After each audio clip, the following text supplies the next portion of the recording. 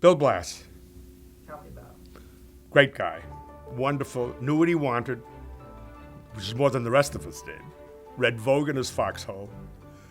Wanted to be in the fashion world. And as we all know, got there triumphantly. And what are we seeing in this? What we're seeing here is Bill Blass strutting around. He's always very well dressed. The rest of us were a bunch of slobs, but not Blass. He was always dressed to the nines. We all had the same uniforms. But leave it to Blass to have his pressed or something. The rest of us never did. Very flamboyant, very outgoing, very cheerful. He had no idea about the military, didn't want to know anything about it. And every time he was asked by authors of these books, he always said, "Ask Bob. I don't know what we were doing there," and things like that.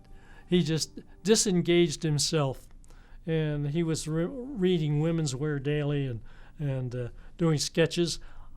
When we were in Luxembourg, by the way, we had bunk beds, and I remember one night he was sitting up on the top of his bunk bed, doodling, and he just leaned over and he showed me this thing. He said, "That's going to be my logotype," and it was the mirror image bees. Then the conversation went on as to what we're going to do after the war. Bill said, "I'm going to be a world-famous fashion designer," and he was. He was very willing. He was very, he would never shirk a duty.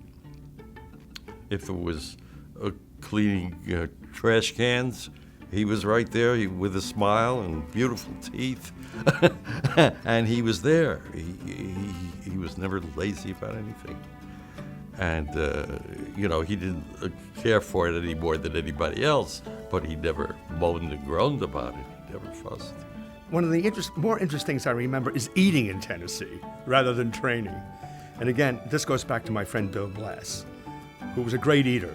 And he always found fascinating places to eat in. And he tracked down a very good restaurant in Tullahoma, Tennessee, where it was a beautiful inn.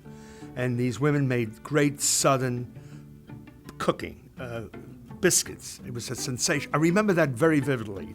Well, yes, he would get to meet the grande dame of the area. Right away, he made friends. And he could borrow a house, he could borrow he was always, the door was always open for Bill.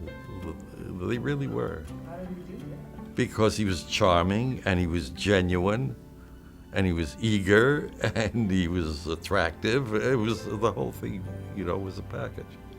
And he was a marvelous guy. Regrettably, he died a few years ago, and I lost a great friend.